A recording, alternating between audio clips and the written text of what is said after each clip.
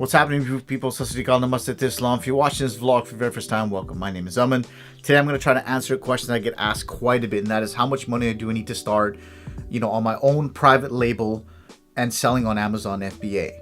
Now, this is a really good question, and like I always say, it depends. All right, so if you plan to just test the market out, okay, which means you want to buy some products, test it out, see if they sell or not.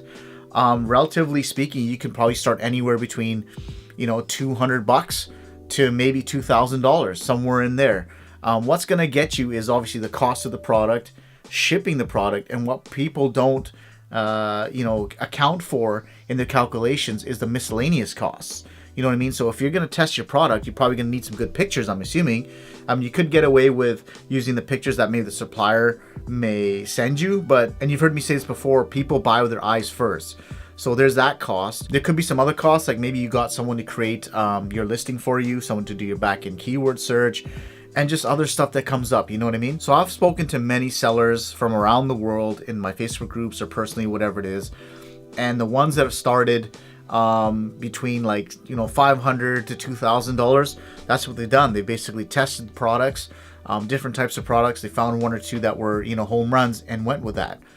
Now, if you want to actually make a good go of it, and you want to create a business of it and scale quicker, I think you need to spend somewhere between $2,000 to $5,000, and I'm seriously saying somewhere above that. I'm into my private label business. When I first started my first product, it was around $5,000. But I did my homework. I knew what I wanted. I bought enough units to last me about a month, even though they didn't last that long. The other thing too was mine was a more expensive product, and it was oversized as well, so that has to play into your equation. But with that $5,000, I was able to scale at a relatively decent pace.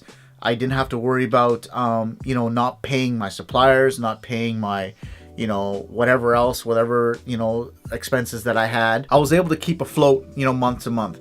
Now, the problem with spending less money, in between $500, say $1,000, it's very tough to scale. And what I mean by that is you just won't be able to get your money out fast enough to be able to reorder and, keep going, reorder and keep going. Because what's going to happen is, say you spend, $1,000 on, say, 200 units, becomes a hot product, and you sell out in a week. Well, it takes Amazon to pay you every 2 weeks. I mean, you can use services like Payability, whatever it is, to get your money daily. But those of you that don't, you're gonna have to wait 2 weeks and then basically reorder. There's another 2-3 weeks, and then plus your shipping time. And if you're shipping by air, it's a lot quicker. But me, I was shipping by sea, so I took that into account when I was doing my first order. So there's things you got to keep in mind. Again, the dollar amount is important, but it's not as important as your ability to assess the business and adjust. I probably spent way more money than maybe some of you are thinking about spending,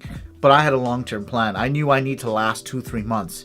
And to be honest with you, I did not spend enough. My first product, I was into it all said and done with expenses, everything into it for about $5,000, and I sold out within less than a month. And then I was stuck. Then I reordered, and then I sold out again. So I found a great product. I just couldn't I couldn't scale quick enough because I couldn't put enough money into it, and I couldn't get, like I said, my money out fast enough so Amazon could pay me. That's a great problem to have, but a lot of people aren't going to go through that. So again, to recap, how much money do you need to start, creating your private label product and selling on Amazon FBA? Honestly, like I said, it totally depends on you. You can spend maybe $500,000 up to $2,000, but then again, you're going to be in a testing phase. With the lower amount, you may not be able to put your logo on the product. You may not be able to buy a certain amount of quantity, which will give you a better rate.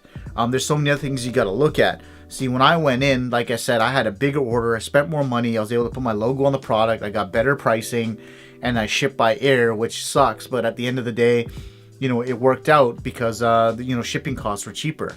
So my return on investment, or my margins, were a lot better. So guys, there's no right or wrong answer here. It just depends on your business model. I know so many big sellers that all they do is just spend a little bit of money, just test products. And then there's myself. I just found the product that I wanted to sell. I did my homework on it, and it turned out to be a hit right out of the gate. And like I said, that may not happen for everyone. And my initial investment was a lot higher than, say, someone who's put $2,000 in. So if there was ever an issue, I'm going to take a $5,000 hit versus someone who's going to take a $2,000 hit. So you got to look at that avenue as well, as how much risk do you want to put into the business. That's why when, I said to you in the beginning, like, how much money do you need to start? It also depends on how much risk you want to take.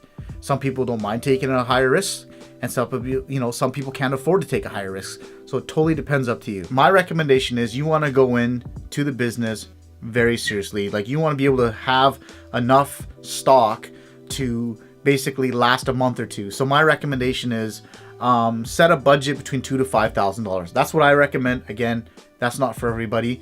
If you don't have that kind of capital, you got options, right? You can start doing retail arbitrage and some other things to raise capital. So that's really important as well. Like, I get it, the struggle is real, man. Like, I know some people just don't have that kind of budgets or that sort of capital, but that doesn't mean you can't go out and raise it. So I really hope I answered your question today. Like I said, there's no right or wrong answer. I gave you my personal opinion, and I gave you that opinion because it worked for me, but that doesn't necessarily mean it's the right thing for you to do. So I hope you guys enjoyed today's video. If you got any comments, questions, or concerns, please leave it in the comments below. But I want to say, if you're watching this vlog for the first time, thank you very much. I appreciate it. Please subscribe, part of the family. If you want to see more vlogs just like this, please click on the end of the sky. Of course, my peeps, be you, stay optimistic, enjoy the rest of your night. Here's a big high five for me to all of you.